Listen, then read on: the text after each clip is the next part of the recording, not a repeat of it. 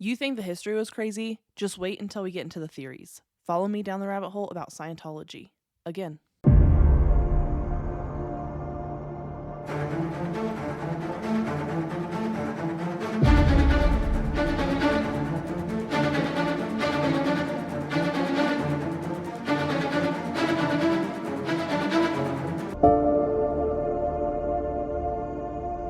Hello, friends, and welcome back to the rabbit hole. I'm your host, Danny, and today we are talking Scientology Part 2. I had one of you actually reach out to me, and you said that it might be a three-parter. I don't know if it's going to be 3 parts yet. I have a bunch of theories written down. I feel like I don't have all the theories about Scientology covered. I tried really hard. There's so much out there. So if I don't get through everything, I'm going to try to find even more things for next week. I want it to be 2 parts, but if it's 3 parts, well, that's okay too. So, hello, welcome. I hope that you all enjoyed my little mini episode about the emergency alert system that's coming out today, as well as turning off your phones. Even if that means that you don't listen to my podcast, that's okay. Keep yourselves safe. And then turn them back on, listen to the podcast after that. So, without further ado, let's get into this. But actually, before I get into this, I need to put a little disclaimer on this episode because I'm not trying to be sued, and Scientology loves to sue people. So, I want to say that I'm reporting the theories in which I found on the internet. All of my sources are in the show notes. You can find all of them, everything that I say. I'm in no way taking sides on if Scientology is good or bad, but my podcast is about conspiracy theories, so I'm going to focus on the conspiracy theories.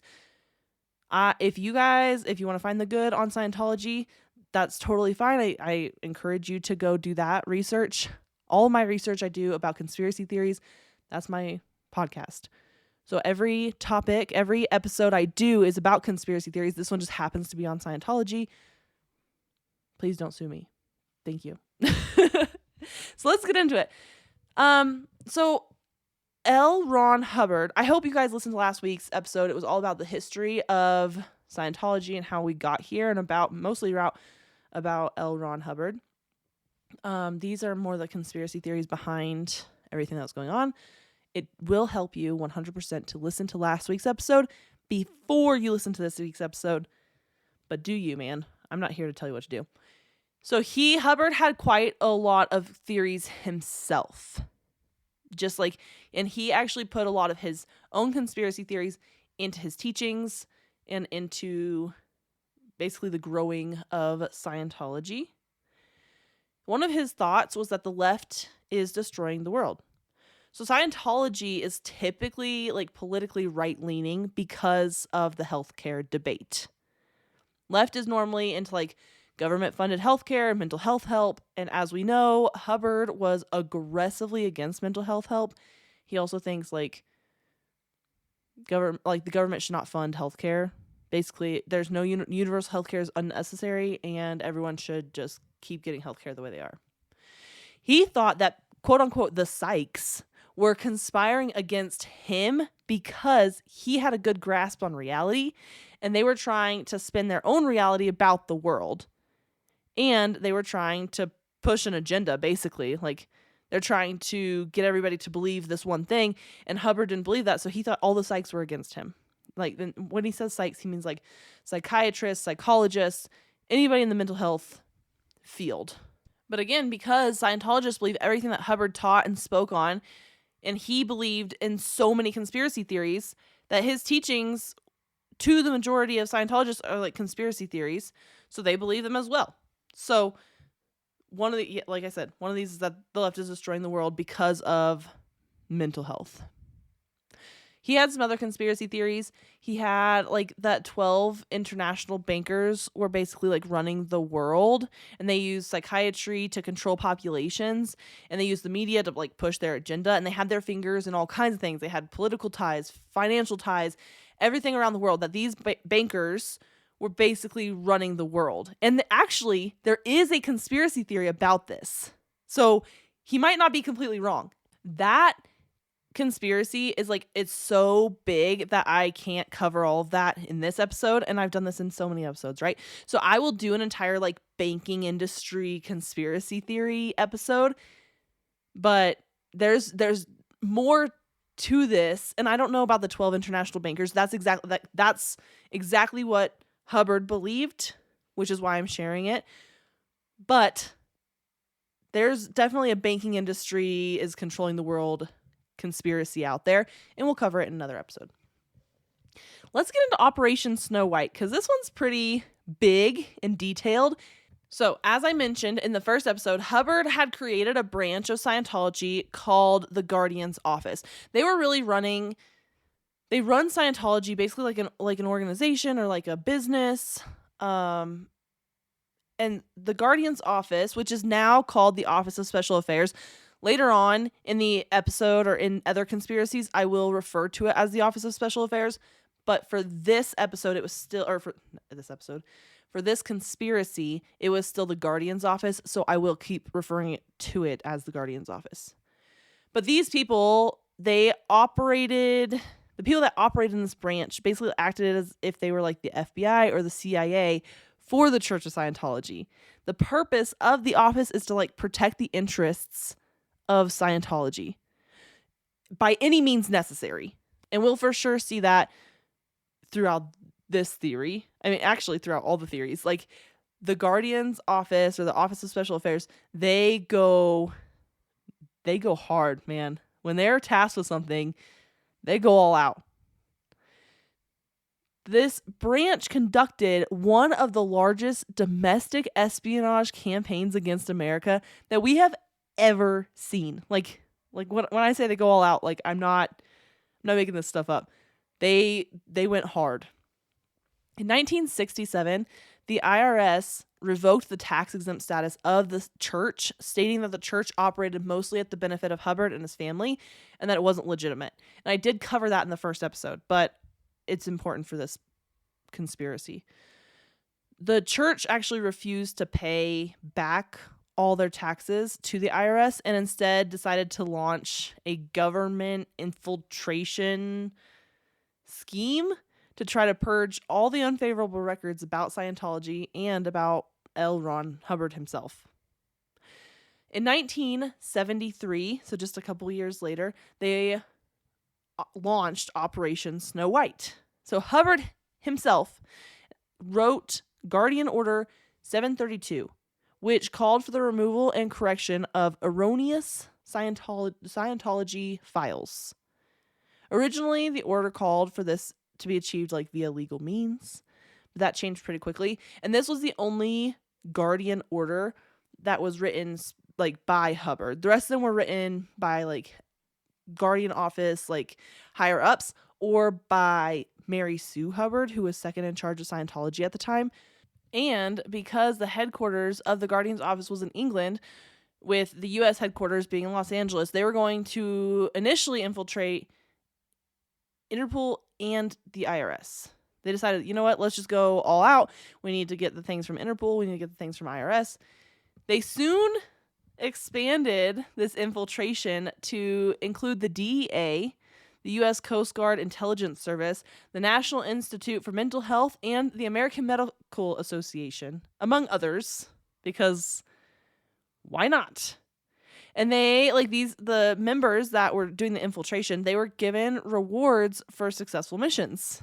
So, of course, they're like, cool, like, I'm getting rewarded for doing a good job, so I'm going to keep doing a good job.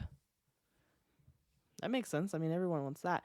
At first, I was very confused. I was like, IRS makes sense, right? Because they took away their tax-exempt status. Interpol makes sense because they had their Guardian's office headquarters in England. Fine, whatever. But, like, the DEA, why? I still haven't really 100% figured out why the DEA. The U.S. Coast Guard Intelligence Service at first confused me, but when I thought about the Sea Org and the fact that, like, they were literally out to sea and the U.S. Coast Guard would be the ones, like, stopping them if they were coming back into port, well, that makes sense. The National Institute for Medical Health and the American Medical Association, I was like, you guys are just being so extra because of how much Hubbard hates psychology and mental health help. So, yeah, I think that he just does anything that he can at any time to like put a knife in the medical industry. So that's where I think that's coming from. But basically what happened is it all started with 2 Scientology members that were hired as clerk typists at the IRS. One of them was tasked with monitoring tax files on tax-exempt organizations, and basically he would make illegal copies and send it back to the church. In November of 1974, the IRS was conducting a meeting on Scientology's tax-exempt status, so the church bugged the room where the meeting would take place. They did a lot of like after hours. The people that worked at the IRS, they did a lot of after hours document stealing. Basically everything that they were doing, or like this bugging, they did all this after when they weren't supposed to be there. And they got away with it for a long time. By December of 1974, the members had the shipment of stolen documents 20 inches thick to send back to the Guardian's office headquarters. 20 inches thick of just documents that they had stolen. And they were illegally copying them and sending them. Some of them, like, they would fully steal the whole document and send it. Some of them they would just copy. But either way, they were getting these documents back to Scientology. By the end of December, they had escalated to stealing documents from the IRS's chief counsel's office and the attorney in the IRS's refund litigation service. So up until this point, they were just stealing like regular IRS documents. And then they were like, you know what? We're just like going to go into the chief counsel's office. It'll be fine. We'll go into the attorney's office. We'll just take whatever we want. In early 1975, a member gained employment at the U.S. Coast Guard Intelligence Agency and at the DEA. So now they're infiltrating these other... And I don't have a lot of information actually about the Coast Guard infiltration and the DEA infiltration. I am going to assume that they also were illegally copying and sending back files and documents from those organizations. Most of Operation Snow White focuses on the IRS infiltration, but they definitely got into a couple other 3-letter agencies as well. By April of 75, the directory of the Department of Justice had been procured, and they had located the offices that would have information about Scientology litigation. So they're like, cool, now we know exactly where to go and exactly where to get the information that we need. So they sent a member in who broke into the offices of 2 attorneys and stole about 12 files. And I don't know, like I don't think they were just like individual like papers. I think it was like full on files. I don't know how big they were, but they stole 12 of them. And these files were very useful for the church because it detailed the government's plans and different court cases against them. So that way their attorneys literally knew exactly what the government was going to do and they could win the court cases. Just a month later, they implemented Project Horn. They wanted a way to expose all the documents that they had gained, but they didn't want them to know that these documents were stolen. And so they started stealing documents that dealt with other organizations as well as IRS stationery. So they could forge letters from like a fictional disgruntled employee saying like, oh, here's all this information about your organization. They would send these forged letters and the documents to the organizations they belonged to. And this, of course, would also include like sending themselves the documents that they had stolen. The other organizations included the Unification Church and Bob Jones University. So they had, and they did not steal as much information for those two. They stole most of the information for Scientology. But they wanted a way to be like, look, it wasn't us. Like, one of your employees sent us all this information.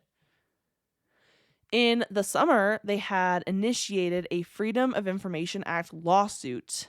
But what this really did was just get them another office that they had to monitor. So the FOIA, the Freedom of Information Act, requires the office to get documents from all IRS offices and create an index. And the index, when finished, is sent to the requester. And it details like what documents were requested and the reasons for their exemption from the public, if there is a reason. So all the IRS offices in like the entire country would send in their information that they had on Scientology. Once the church received the index, they sent it to their inside man who broke into the office and stole the documents, because now all those documents are all in one place. So the IRS had essentially done the job of this guardian office for them. Like they didn't have to work that hard, because now they had collected all the information all in one spot. Honestly, genius on Scientology's part, because I wouldn't have thought of all that. I mean, I guess I'm not infiltrating the IRS though, so I don't know.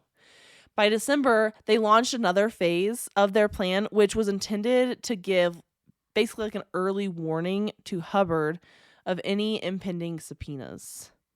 And initially, they were going to infiltrate the U.S. Attorney's Office in D.C. and L.A. and the IRS Office of International Operations, the DEA, the Coast Guard, and Immigration Nationalization. But later, they decided it would just be better to infiltrate just the Department of Justice. They thought, we could probably get all this in one place. I mean, work smarter, not harder, am I right? So a few months after that, they cooked up a plan to infiltrate all government agencies that withheld files from their various Freedom of Information Act requests that the church had put in. So not only did they put in this one for the IRS, they had put in others, just like to other organizations. And anybody can put in a Freedom of Information Act request. They don't always have to give you the information, especially they could be like, oh, this is due to like national security that we won't give you this information, but you can put in the request still. In May 1976, the members that had been hired at the IRS, Wolf and Meisner, were tasked with retrieving documents from the U.S. Attorney's Office in D.C. So they had entered the courthouse and stolen documents successfully, I think twice. And then once they were caught by the nighttime librarian. So basically what they were doing, they would go into the courthouse at night under the guise that they were going to the library in the courthouse to like study and learn things. And they were doing things in the library. Totally legal. You're allowed to do whatever you want in the library. But through the library, they could access the U.S. Attorney's Office that they needed to. I think it was like the assistant attorney, in order to gain all that information that they needed. So they would go in, they would sign in, they would go to the library, and then through the library, they would go to the U.S. Attorney's Office. Did you know that over 40% of Americans have a hard time swallowing pills? So when it's time to take your vitamins, large capsules and pills are out of the question. We know that gummy vitamins exist, but they're full of sugar, they get stuck in your teeth, and they only contain a fraction of the nutrients you need. Luckily, Easy Melts has discovered the ultimate vitamin sweet spot. Vitamins that melt in your mouth, taste like a treat, and are packed with nutrients ready for absorption, all without an ounce of sugar. For a limited time, Easy Melts is giving listeners a free 3-month supply of vitamin D3 with their first purchase. To claim your free D3 vitamins, visit try.easymelts.com/spring24. That's melts.com/spring24. Say goodbye to the old way of taking your vitamins and say hello to the easy way. Menopausal and perimenopausal women, listen up. It's time to take control of your health and comfort, and Winona is here to help. Winona is a telemedicine company for menopause care who believes that your symptoms are real, important, and deserve to be taken seriously. And for many women, this starts with hormone replacement therapy. Winona's HRT is made with plant-based, bioidentical hormones rather than synthetic ones, so it better aligns with your body to offer relief from hot flashes, weight gain, and other uncomfortable symptoms. 80% of women who use Winona find relief within just 90 days. So, what are you waiting for? Get started today. Visit buywinona.com today to start your free visit. With free shipping and the ability to pause or cancel at any time, your path to wellness has zero obligations. Use code SPRING24 at buywinona.com for 25% off your first treatment plan. That's BYWINONA.com for 25% off. Winona. Menopause care made easy. So librarian the nighttime librarian had notified the U.S. Attorney's Office that a couple people were using their photocopiers, and they were like, it seems a little sketch. The librarian and the night guard were told to immediately contact the FBI if these people returned. Apparently, being caught by the nighttime librarian didn't deter Wolf and Meisner, because just 2 weeks later, they returned to the courthouse with plans to steal more documents. And they kept returning. They had been returning and stealing a bunch of documents up until this point. This time, personal files were stolen, or like the idea was to steal personal files about the assistant U.S. attorney to get him fired. But the librarian immediately recognized Meisner and Wolf and stopped them. But Meisner produced a letter because he was like, oh, we got caught one time, so let's cover our asses. He produced a letter from the head librarian stating that they were allowed to be there. Obviously, it was a forged letter, but he had it. So the nighttime librarian was like, oh, looks totally all good. You're good to go. And he let them go, but he's no dummy. So he called the FBI anyway, but he just like didn't let them know that this is what he was doing. Genius on the librarian's part. When the FBI got there, Wolf, because he actually worked at the IRS, presented his real IRS ID, and Meisner showed a fake one that he had made, basically. And they said they were doing legal research in the library, and they were using the copiers to make copies of books from the library so they could take them home. Which, I don't know if you've ever been to a library before, but you can actually just check books out.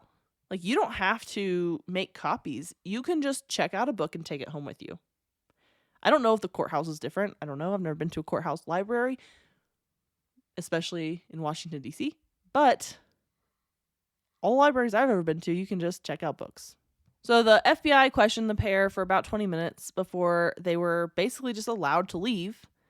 They reported all this back to the Guardian's office, and Meisner, who was technically like Wolf's supervisor, I guess, was ordered to immediately return to LA and basically went into hiding. The two were given cover stories by the Guardian's office to make sure, like they didn't get caught, but Wolf was arrested on June 30th of 1976, and he was charged with the use and possession of a forged official pass of the United States. Which I think it's funny that they charged him with that when he presented his like real IRS ID. So he didn't have a forged U.S. pass. I don't know. Mary Sue Hubbard, remember the third wife of L. Ron Hubbard, and she was still second in charge of the church at the time, was so concerned about Wolf and Meisner's connection to Scientology. So she ordered that all evidence linking the two was destroyed. In July, so just in the next month, a judge decided that the case needed to be brought before a grand jury. And a week later, they issued an arrest warrant for Meisner, but he was still hiding out in LA, and he would continue to hide out for, I think, another year. The FBI was able to make the connection between Meisner and Scientology. I think also Wolf and Scientology. They knew the two were connected to Scientology for sure. About a year, almost a year, for like Meisner was in hiding.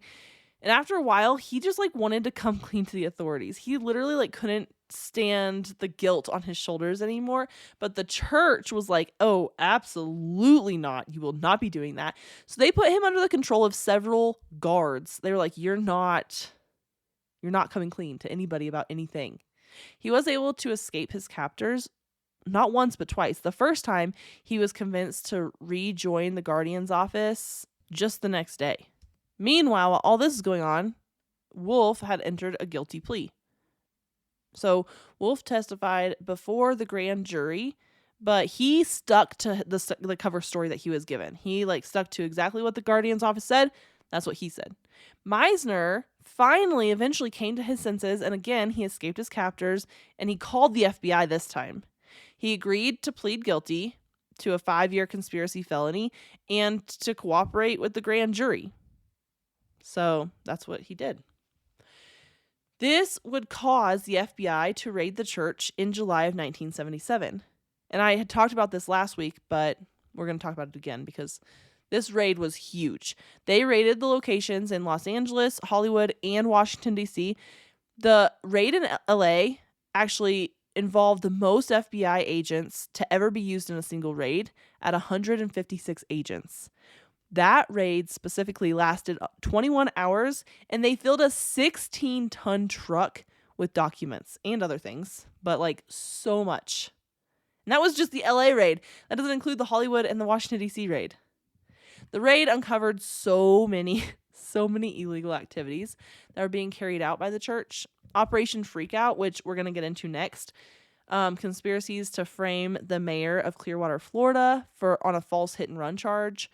A couple UK officials that were targets of the church, the National Association for Mental Health, and the World Federation for Mental Health were also targets of the church. Imagine that, like, duh. But the church's attorney must have been really good. I don't know. They argued and won to get the documents back in order to prepare for court. So they got like all the documents that were captured in the raid, they got to get them back. So that way they could read them and prepare themselves for court. And a judge actually ruled that the warrant was too broad and violated the church's Fourth Amendment right, but that ruling was overturned. So the church, that caused the church to be like, oh, we'll take this in front of the Supreme Court. But the Supreme Court was like, yeah, we're not taking that case. We're not going to do that. So in August of 1978, 11 high-ranking members were indicted on 28 charges. After the church attempted to stall the case in so many ways, they also tried to explain away their actions so that way they wouldn't even have to go to court. They eventually just accepted a plea deal.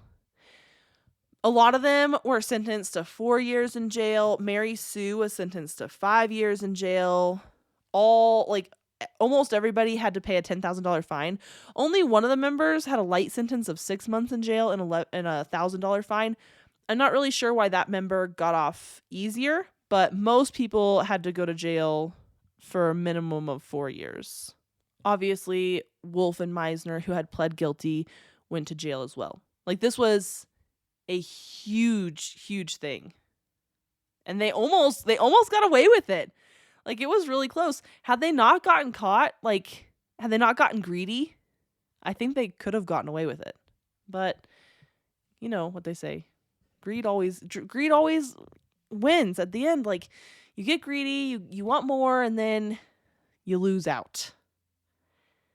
But all during this time, they also had another operation, or three operations going. They had Operation Daniel, Operation Dynamite, and Operation Freakout all going during the same time. In 1968, Paulette Cooper, a freelance journalist and author, had begun doing research into Scientology because she was curious about it. So she wrote a critical article on the church for the Britain magazine Queen. And of course, the church loves to sue people, so the church sued her for publishing false statements, and they also sued the magazine. This wasn't the first British magazine that they had sued. They just hadn't sued this one yet. It was coming, though. It was bound to happen. But of course, this didn't stop Cooper because she was a reporter. She was like, the story must continue. So after that article, she decided to write a full-length book called The Scandal of Scientology, a chilling examination of the nature, beliefs, and practices of the now religion. The book came out in 1971. And of course, the church responded by suing her. They demanded $300,000, in fact, which was a lot of money in 1971. This caused the church to look at Cooper as a high priority target. This started Operation Daniel, so the Guardian's office ordered information collection on Cooper so that she could be quote unquote handled. The guy in charge was Terry Milner, and he ordered his people to quote attack her in as many ways as possible and to do quote a wide-scale exposure of PC's sex life, end quote. This caused Cooper to countersue the church for $15.4 million in damages for the ongoing harassment because they were like attacking her viciously. They didn't care because they wanted to ruin her life. They felt like she personally attacked Scientology, which, I mean, yes, she attacked Scientology, but like her whole job was to write critical articles and exposés, which you think that Hubbard, who had written for magazines before, would understand this, but no. Anybody that attacked Scientology was a major person to get back at, to include the entire mental health community. So in response to being countersued by Cooper, the church just like stepped up their harassment. They subscribed her to pornographic mailing lists. They painted her name and number on street walls, so she was getting calls from like random people all the time.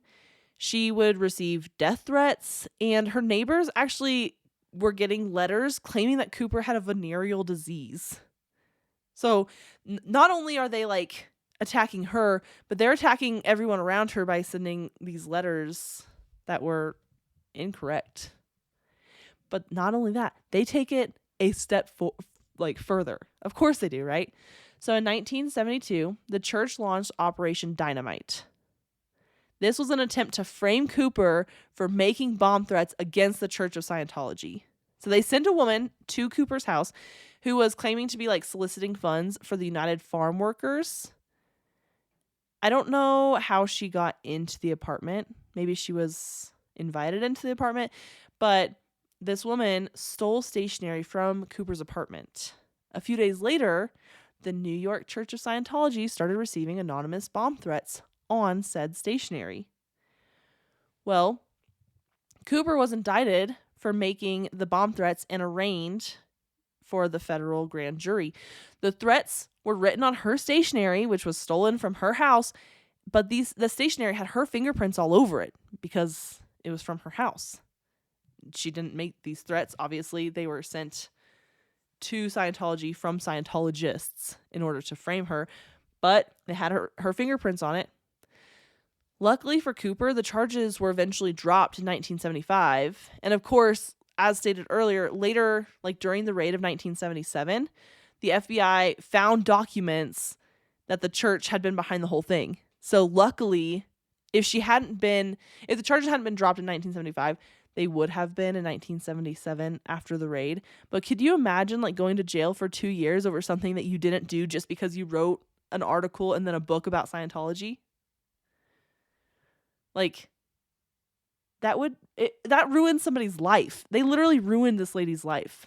I don't know what happened to her, like, after Scientology lost interest, but, like, that sucks. But because Cooper hadn't been charged with these bomb threats, the church set out to get her committed to a psychiatric facility. In 1976, the Guardian's Office leadership decided, quote, to get PC incarcerated in the mental institution or jail, or at least to hit her so hard that she would drop her attacks, end quote. But at this point, like, she wasn't attacking them anymore. She put out a book. That's it. Like, it was done. She had sued them because they were harassing her, but that's it. And this operation consisted of 3 different plans initially, then 2 more were added, and then eventually a 6th plan was added. There were so many plans to this plan. So at first, their first plan was a woman was to imitate Paulette Cooper's voice and make telephone threats to Arab consulates in New York City. Secondly, a threatening letter was to be mailed to an Arab consulate in such a fashion that it would appear to have been done by Paulette Cooper. Third, a Scientologist volunteer was to impersonate Paulette Cooper at a laundromat and threaten the current president, who was Gerald Ford, and then Secretary of State Henry Kissinger. And then a second Scientologist would thereafter inform the FBI of the threat. So basically, they were going to have her at this laundromat making general threats, but she wasn't actually going to be there. It was just going to be 2 people. One was just supposed to be the eyewitness. The fourth plan, and those are the first three plans. So the initial three plans to try to get her committed or incarcerated. The fourth plan called for members of the church to gather information from Cooper so that they could evaluate the success of the first three plans and see if it worked.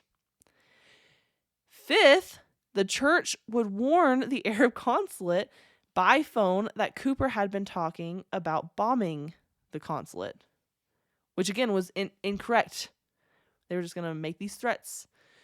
But of course, they didn't stop at 5. So the sixth step was to basically redo what they had done before and obtain her fingerprints on a piece of paper and send a threatening letter. They were like going above and beyond because they felt, you wonder why I put a disclaimer at the beginning of this episode. They felt so attacked by Cooper that they were going to do anything they could to ruin her life.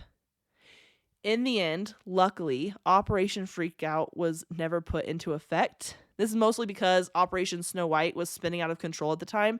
So the church had to put all their efforts into that operation. And of course, the raid cleared Cooper's name completely of everything.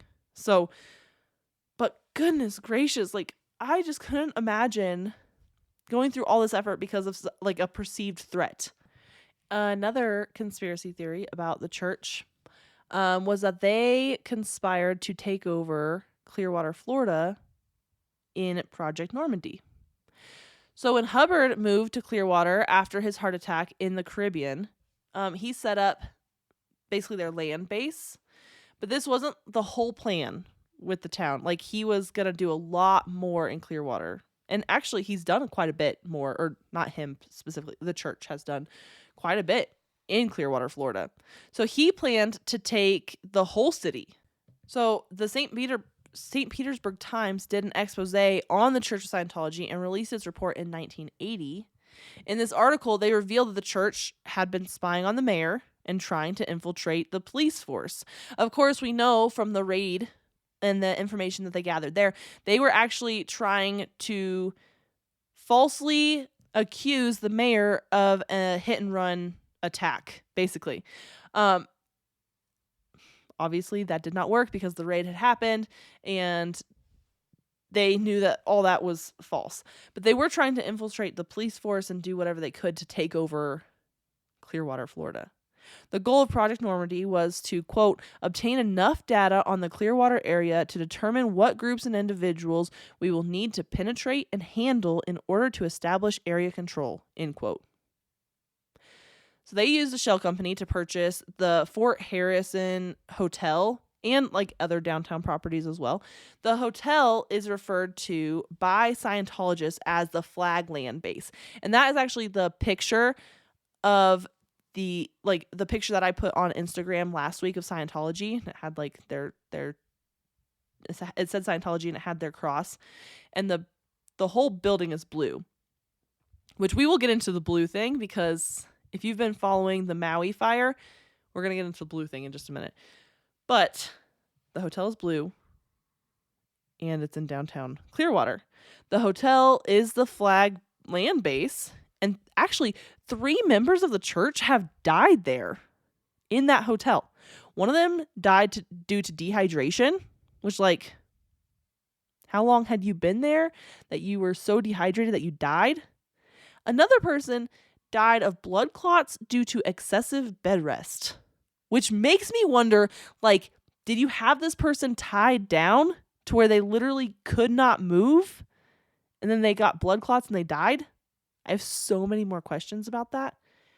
And then the last person died in a suspicious bathtub drowning. All of which, like, all 3 of these deaths are very, very suspicious and make me very curious about what the heck is actually happening. Clearwater residents have been resistant to the church being there in the first place. The town has held multiple hearings about Scientology because of the complaints of the church being a cult, basically. Over 500 residents have signed a petition to hold hearings against the church. And of course, the church tried to sue but was unsuccessful. The city has passed ordinance that required nonprofit organizations to report fundraising activities within the city, but the church, like, they would just get all these ordinances repealed, so that way they didn't have to report any of their fundraising activities in the city. Not that all their fundraising activities happen in the city of Clearwater, but anything that does happen there, they were supposed to report, but they don't have to do that anymore. Former members have sued the church for enslavement at the Clearwater branch, which is why I'm like, what the heck is going on? Like, they've had 3 deaths there. You've got former members that have sued the church because they have literally been slaves in this hotel. Like, some weird, shady things are happening at this land base. They have been in a battle with local and state governments about owing taxes. Imagine that, right? Like, they owe taxes to everybody. They have a tax exempt status again now, but they didn't. When the land base was established, they didn't have tax exempt status. But it does seem as though they have been slowly taking over Clearwater. The Tampa Bay Times reported that the church and related entities now own over $260 million of property in the downtown area. A lot of the property is vacant, but given that the church has a tax-exempt status, they have very limited potential for development. They can't do a lot with this land that they own. I would be surprised if it's not a lot of it not being in a shell company so they could do something with it, but right now, a lot of the property is just vacant and owned by the church. And because of the church in Clearwater, the downtown development has basically become stagnant, which allows the church to have such a significant amount of control over the local governments. Because you have like Tampa Bay and St. Petersburg, which downtown areas have flourished and grown since the 1980s, but Clearwater has kind of stayed kind of doing nothing because the church is so ingrained in the downtown area, the downtown development, which the local governments are like, well, if we keep them happy, then maybe we can develop it and we can grow. So, you know, the Church of Scientology is definitely taking advantage of that. The church has a redevelopment plan for the downtown area, which would involve a lot more land than what the church owns.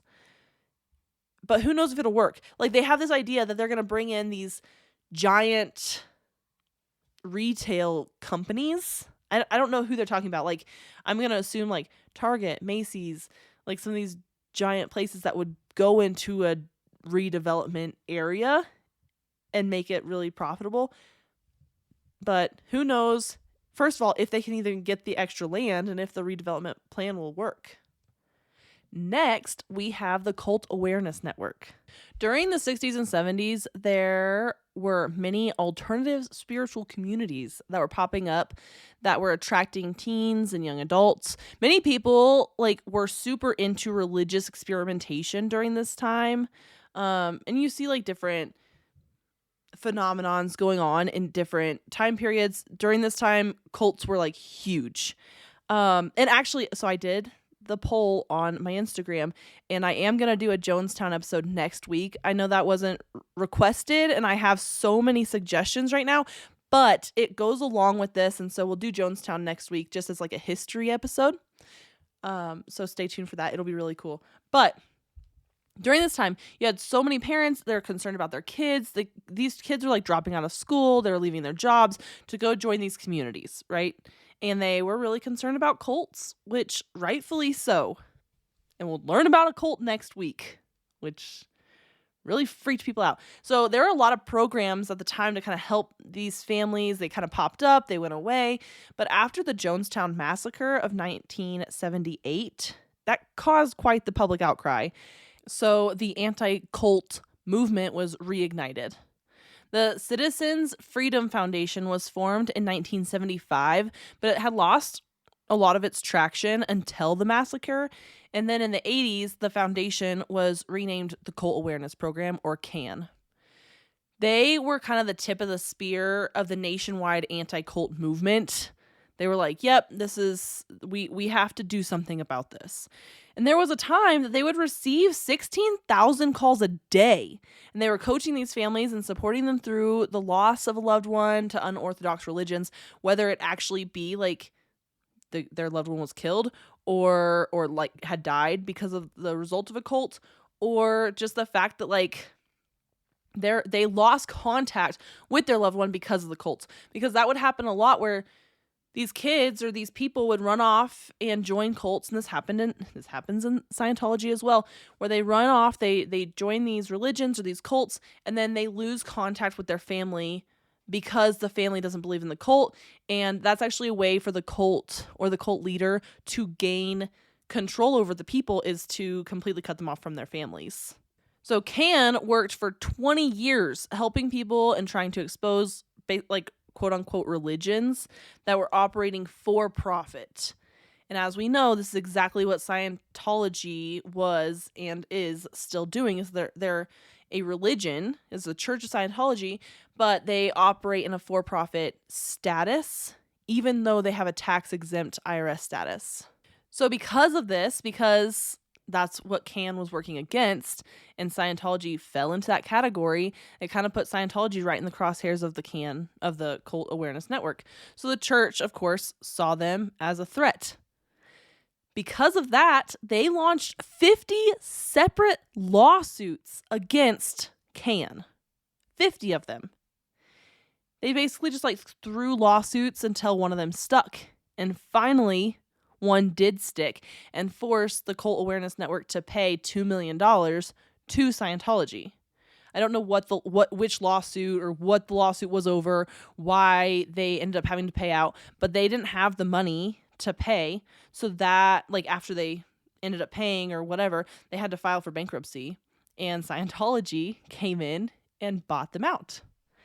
So any statement from Can is now actually from the Church of Scientology and is typically propaganda and like says how fantastic the Church of Scientology is and how awesome they are and all these things. So since the early 90s, every time anybody's contacted Can or Can has come out with anything, it's been Scientologists pushing propaganda. Next, we have South Park. Yep, you heard me right. So South Park did an episode on Scientology. And this is actually when a lot of people started to realize just how like out there Scientology was. And their episode gained a lot of attention from the Office of Special Affairs, which was formerly the Guardian's office. So it has changed officially. Now it's the Office of Special Affairs. They basically, the Office of Special Affairs was like, we're not going to stand for this. They wanted strings they could pull against the show's creators because they were going to try to pull like Paulette Cooper on them. They pulled public records on Matt Stone and Trey Parker. They went through their trash, phone records, bank records, everything. They were trying to find anything they could find to, I don't know, like have them remove the episode. I mean, if you've seen any episode of South Park ever, like it's supposed to be funny. It's a comedy. It's satire, but not to Scientology because they were pissed off. They tried to identify close friends of Stone and Parker to like find some sort of weakness. Ultimately, none of this went anywhere. It seems they couldn't get enough information or like really do anything with the information that they had. So they kind of just like gave up on South Park, which again, it's satire. It's funny. Why do they care so much? But they do. I mean, they have this whole branch of Scientology, of like the Office of Special Affairs, that is dedicated to removing criticism from the internet. And it's no secret that Scientology doesn't like anybody to say anything negative about them.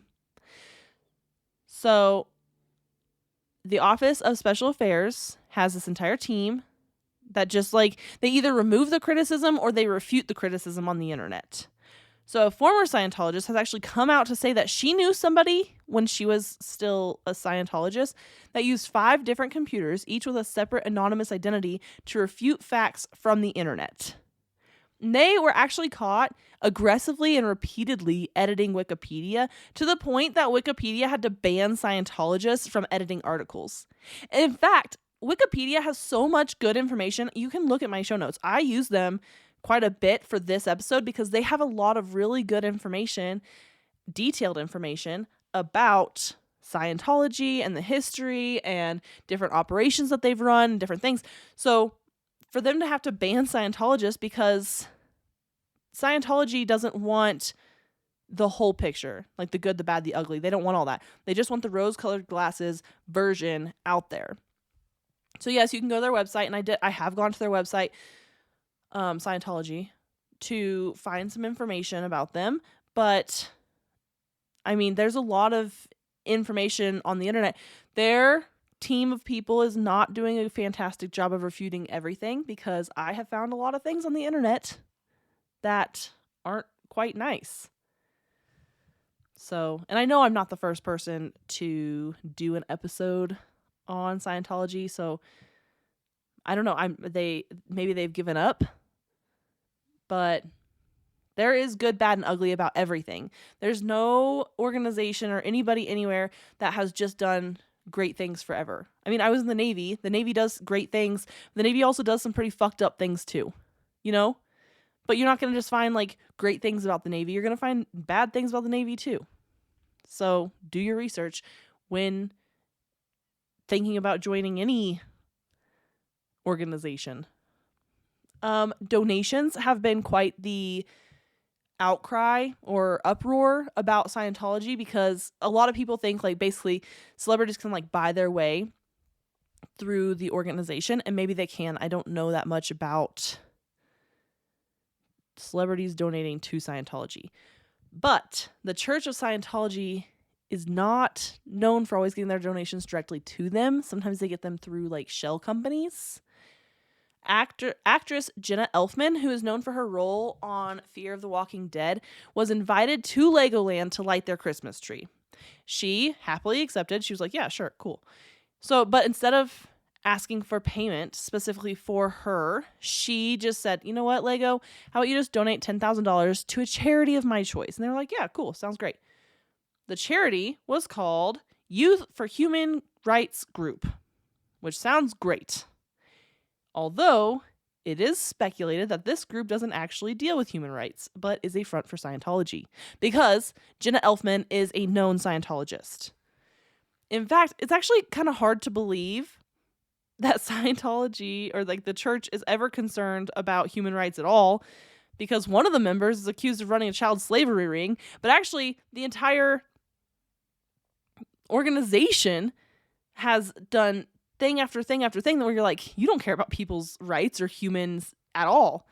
I mean, we can look back to the deaths that happened at the hotel. We can look back to last week's episode when we were talking about Sea Org and how awful the accommodations were. And we're going to get into more of this like slavery issues here in just a minute. But the goal of the Youth of Human Rights was to basically like spread the word of Scientology. And I'm sure this is not the first actor or actress who has done something like this where they're like, hey, just donate to a charity in my name. I mean, you have Tom Cruise, who's probably the most known Scientologist celebrity, who's probably doing this very frequently. I mean, the church does have quite a few hooks in Hollywood. In fact, they have used some of their celebrity followers to silence news stories about the church, or they expect that their celebrity followers will silence stories when it comes to something negative about the church, because everything in Scientology, they're like, we don't want anything negative out there, right?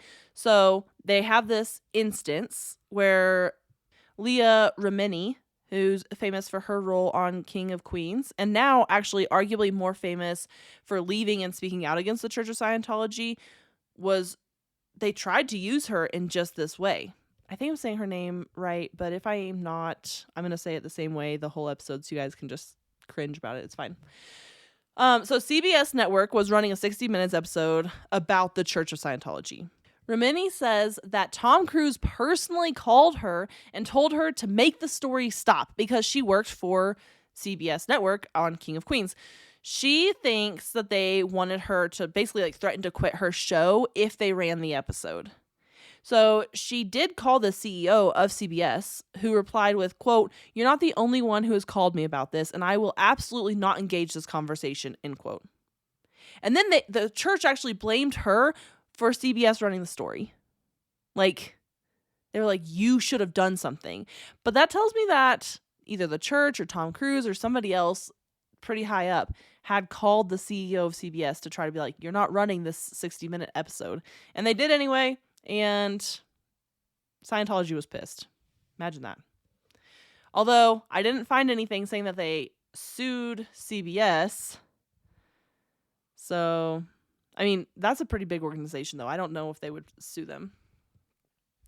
There is another theory that Scientologists ran a senator to try to infiltrate the government, which we know they love to infiltrate the government. So this totally tracks with their history. David Jolly ran for the Republican seat in Clearwater, Florida. Now, he had claimed that he was a Christian, but there's reason to believe that he's not. First of all, okay, he's running in Clearwater. Like, Scientology Central in Clearwater. If you live in Clearwater and you're not a Scientologist, I mean, there's plenty of you, right? But there's a lot of Scientologists in Clearwater. But also, he received donations, like a lot of donations from Scientologists, like specific, like different members. And he attended a lot of their fundraisers and rallies. And sometimes he was even like the guest of honor at these rallies. Now, maybe he was just a candidate the church could get behind and thought maybe they could control. Just seems a little odd to me. They did attempt to scrub any ties to Scientology from the internet, like Scientology and Jolly ties. This way, people who were voting for him didn't see the connection, but they were caught doing that, and that actually forced him out of the race. Let's get into the child slavery ring thing for a second, though. For a second, it's going to be kind of more intense than that. But there is a tell-all book that came out about Scientology called Beyond Belief, My Secret Life Inside Scientology and My Harrowing Escape. And it was released in 2013. This book was written by Jenna Miscavige Hill, who is a third-generation Scientologist until she left the church in 2005. And she's actually the niece of David Miscavige, who is the church's current leader. He took over once L. Ron Hubbard died back in the 80s. David Miscavige has taken over, and he's been the leader ever since. In this book, Miscavige Hill talks about being separated from her family, given like very little education, being put to pretty intense work. She explained that Sea Org members that were really just child slaves were being paid $45 a week. And this actually is collaborated by somebody else later, like that was reported that they only got paid $50 a week. So a $5 difference, discrepancy, I don't think that really makes that big of a difference to me. But $45 to $50 a week is nothing. Like, at least they're paying you, but like, what are you going to do with that? That's literally $2,600 a year. That's ridiculous. So anyway, when she was 5, she was separated from her parents and her brother, and she was raised by other people while her parents were working for the church.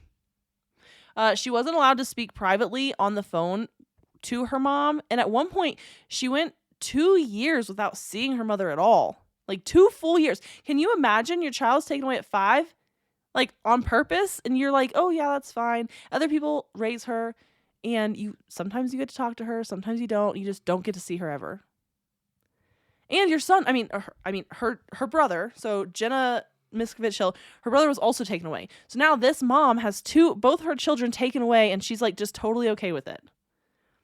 Luckily for Jenna, when she was about 6 or 7, she moved to the ranch. And that is also where her brother lived. And so at least she had like some family. And this is where Sea Org's children were raised and educated. So she explains like about 100 kids there, and they did not receive an education the way you and I did. I mean, they did receive an education, but it wasn't like math, science, history, language arts, reading, writing, all that. No, it was Scientology courses so that they can be fully indoctrinated into the church. Totally makes sense. And at the church, they didn't see anyone that was not a Scientologist. So they couldn't see dentists, doctors, no medical care, nothing, which we know that Hubbard was completely against psychological or like mental health, but he also didn't really care for regular medical care either. And even if the child were to spike a fever, they weren't even allowed to get fever-reducing drugs. So like they have a fever of 103, they should get some Tylenol to try to like control that. Nope, none of that. Can you imagine? Like that could kill somebody. That's why we have fever reducing drugs. And because the ranch was an old motel, the children worked 6 days a week renovating it. So they were just like, it was slave labor, basically. Child slave labor. They were told that their labor was in exchange for them being allowed to live on the ranch. And I understand this because when I was a kid, my mom said, you do the dishes and that is like your rent to live in my house, which now as an adult, I'm like, well, my son makes the mess, so he should help me clean it up. Like, I didn't make this mess. He used some of the dishes, or I made him dinner. So, or like my husband, I'll make dinner, he cleans up the dishes, whatever. I get that. But like to completely renovate a motel or to like build walls out of rocks or like crazy stuff, that's slave labor. That's not just chores. Everyone has to do chores in the house, but not everyone has to completely remodel a motel. So, of course, it's no wonder that Miscavige Hill left the church. I mean, she was abused by them and told it was completely normal. I can't imagine how you integrate into society after an upbringing of being completely indoctrinated into the system like this. But Miscavige Hill says that celebrities were kept away from this harsh reality that is Scientology.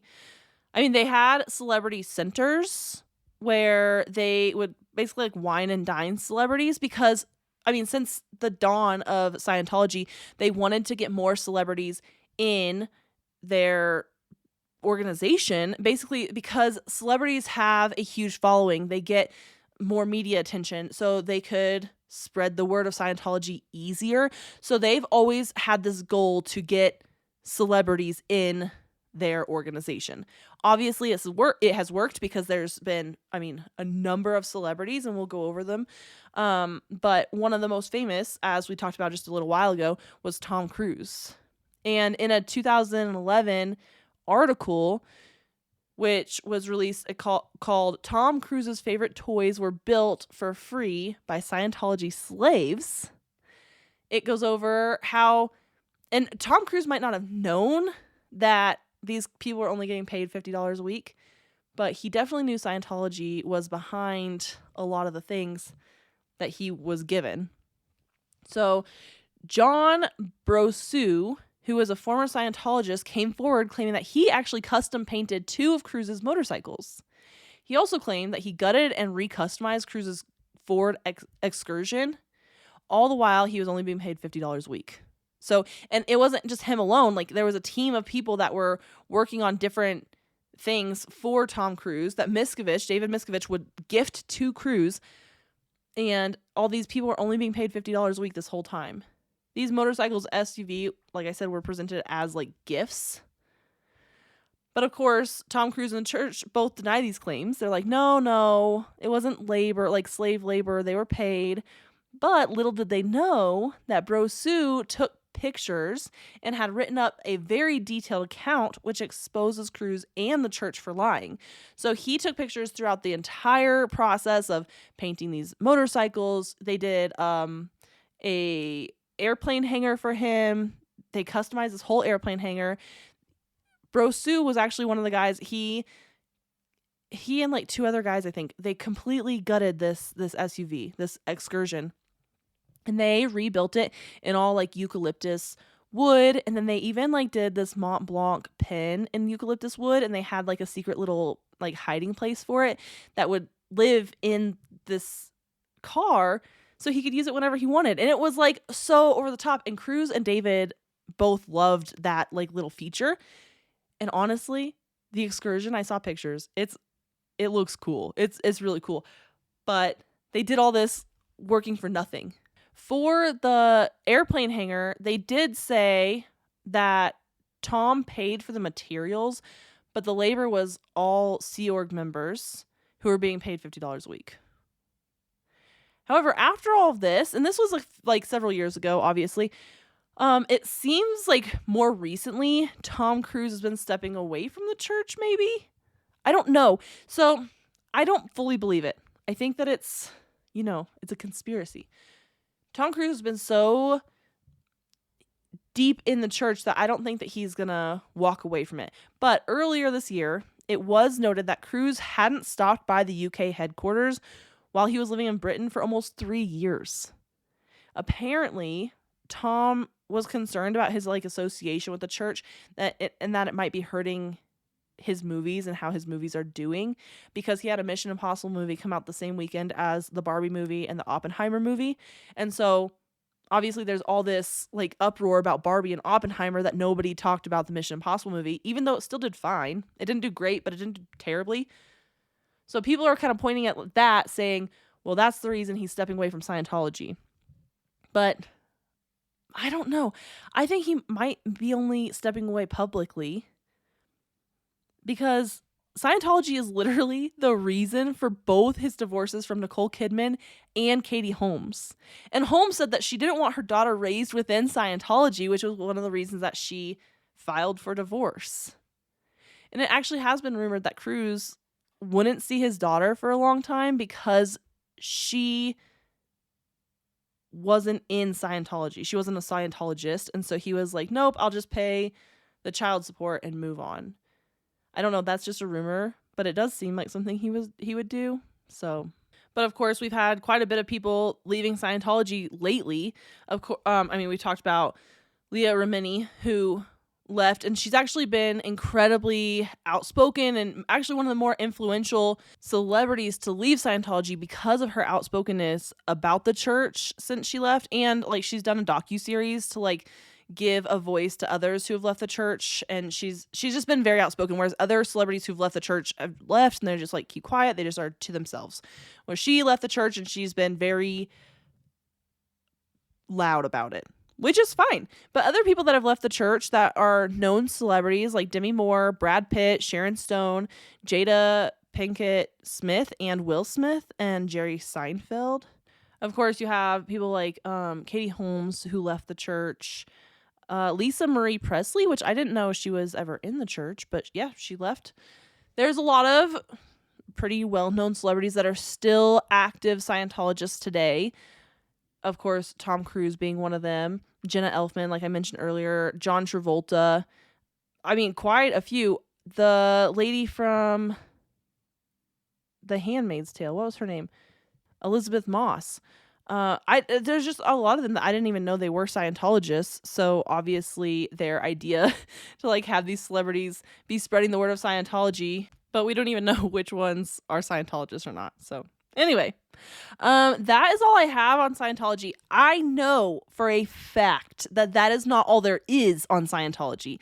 That is just all that I have. I have put so much time and effort into this episode, and both episodes actually, and I still didn't cover everything. And I feel like that about actually most of my conspiracy episodes, or most of my episodes. They're all conspiracies. But if you guys have a specific Scientology conspiracy that you wanted me to cover and I did not, I will do a part 3. I am not against a part 3. I just wanted to I thought I could pack everything in. This is an extra long episode. I appreciate you guys. If you're still sticking with me, yeah, good job. But until next week, my friends, thank you so much for all of your support, everything that you do, and I will see you all then. Stay skeptical and have a great day. Hey friends, The Rabbit Hole is an independent podcast with everything you hear done by me, Danny Mercy. I appreciate all of your support. Please rate and review wherever you're listening. If you want to follow us on Instagram, it's at rabbit.holepodcast. And thank you, Zakar Balaha, for our awesome intro.